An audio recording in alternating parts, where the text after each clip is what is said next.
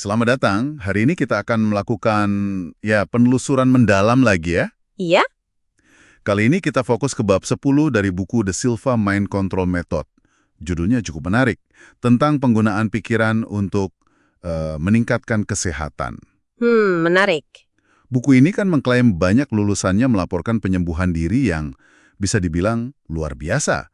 Jadi, mari kita coba gali gagasan inti bab ini, bahwa pikiran kita ini punya semacam kekuatan atas tubuh kita. Oke. Nah, di awal bab ini langsung disebut bahwa apa yang dinamakan penyembuhan psikis itu sebenarnya bukan hal aneh dan beda dengan obat-obatan resep yang kuat yang sering ada efek sampingnya ya. Betul, seringkali begitu. Teknik mental ini diklaim tidak punya efek samping berbahaya. Nah, pertanyaannya, gimana persisnya metodenya menurut buku ini? Spesifik ya, untuk penyembuhan diri ini. 5 langkah. Oke. Apa saja itu? Langkah pertama itu niat dulu. Niat untuk pembersihan mental secara menyeluruh. Ini maksudnya lebih ke berpikir positif, terus sikap pemaaf gitu terhadap orang lain juga. Pembersihan mental. Sebagai fondasi ya, kayaknya. Lalu, Iya, semacam itu. Lalu langkah kedua, nah ini masuk ke kondisi yang disebut level alpha. Semacam kondisi meditatif atau rileks yang dalam. level alpha. Buku ini menganggap ini penting banget, krusial malah, karena dipercaya bisa menetralkan pikiran-pikiran negatif. Seperti rasa bersalah, marah gitu. Iya, betul. Rasa bersalah, marah, dendam, yang mana pikiran-pikiran ini dianggap menghambat proses penyembuhan alami tubuh. Jadi level alpha ini membebaskan tubuh untuk memperbaiki dirinya. Oke. Jadi intinya relaksasi mendalam itu membuka jalan bagi tubuh untuk menyembuhkan dirinya sendiri. Begitu ya? Tepat sekali, setidaknya menurut kerangka berpikir di buku ini. Nah, lanjut ya, langkah ketiga. Saat sudah di level alpha, Iya. secara mental, kita tegaskan lagi niat pembersihan mental yang di langkah pertama tadi. Diucapkan dalam hati gitu. Iya, secara mental. Lalu langkah keempat, ini agak unik. Kita diminta secara mental mengalami atau memvisualisasikan penyakit yang dirasakan. Di layar mental kita. Oh, divisualisasikan penyakitnya. Iya, tapi, nah ini penting, hanya sebentar saja. Tujuannya cuma untuk memfokuskan energi penyembuhan ke area itu. Oh gitu. Jadi bukan untuk meratapi penyakitnya ya? Bukan. Makanya dibilang sebentar saja. Terus, langkah kelima, langsung hapus gambaran penyakit itu. Cepat. Dihapus? Lalu diganti apa? Diganti dengan gambaran diri kita yang sudah sehat total. Bugar sepenuhnya. Dan yang paling krusial di sini, kita harus merasakan kegembiraan dan kebebasan dari kesehatan sempurna itu. Merasakan ya? Iya, seolah-olah itu adalah kenyataan saat ini, bukan sesuatu yang akan terjadi di masa depan.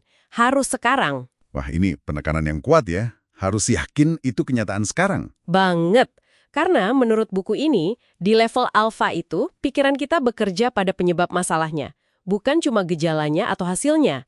Jadi, dengan meyakini kesembuhan itu sebagai kenyataan sekarang, kita sedang menyebabkan kesembuhan itu terjadi. Menarik sekali konsep meyakini sekarang ini. Jadi bukan cuma berharap, tapi secara mental sudah mengalami kesembuhan itu ya, saat visualisasi. Persis, itu intinya. Dan ini diperkuat lagi oleh penulisnya menyebut 3 elemen kunci. Keinginan atau desire yang kuat untuk sembuh. Desire. Lalu, keyakinan atau belief bahwa kesembuhan itu mungkin terjadi, bahkan pasti terjadi. Belief. Dan yang ketiga, harapan atau ekspektansi, mengharapkan hasil itu terjadi. Nah, visualisasi yang didukung 3 elemen ini di level alpha, itu dianggap sebagai tindakan aktif untuk mewujudkan hasil yang diinginkan. Oke, desire, belief, ekspektansi.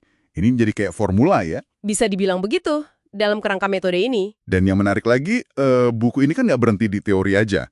Ada disebut soal kaitan dengan dunia medis, menyebut nama Dr. O. Carl Simonton, seorang spesialis kanker. Gimana tuh kaitannya? Ya, ini bagian yang menarik juga. Buku ini mengutip Dr. Simonton yang menyatakan kalau sikap mental pasien itu punya peran signifikan dalam respon mereka terhadap pengobatan kanker. Sikap mental pasien ya? Betul.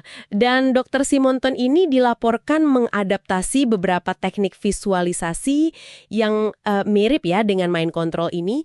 Tujuannya untuk membantu pasiennya lebih terlibat aktif dalam proses penyembuhan mereka sendiri.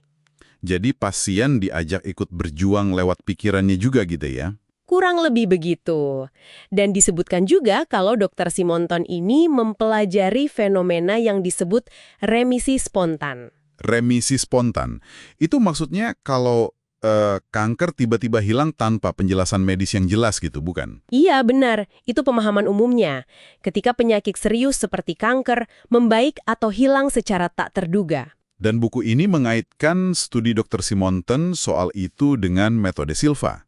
Buku ini menyoroti fakta bahwa Dr. Simonton mempelajari fenomena itu, mungkin ya secara implisit menyarankan adanya kemungkinan hubungan antara kondisi mental pasien, seperti yang dilatih dalam metode Silva, dengan hasil kesehatan yang tak terduga ini. Benar, lewat visualisasi. Dan dalam kondisi relaksasi yang tepat, yaitu level alfa, Iya, dalam level alfa, itu punya potensi untuk mempengaruhi kesehatan fisik kita secara positif, begitu ya? Itu rangkuman yang cukup akurat dari gagasan utama yang dipaparkan di bab ini. Pendekatan Silva ini pada dasarnya menyarankan kita punya semacam kemampuan penyembuhan bawaan. Kemampuan bawaan ya? iya, yang bisa diakses atau dibuka lewat pelatihan mental spesifik ini, dan tadi ditekankan tanpa efek samping negatif seperti obat kimia. Oke.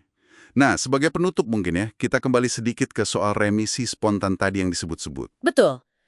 Ini sebenarnya menyisakan satu pertanyaan yang cukup menggelitik ya untuk Anda para pendengar renungkan. Apa itu? Mengingat adanya fenomena remisi spontan ini, penyembuhan yang kadang terjadi di luar ekspektasi medis, apakah mungkin ya mekanisme yang berbasis keyakinan dan visualisasi mental seperti yang dijelaskan dalam buku Silva ini? Ya.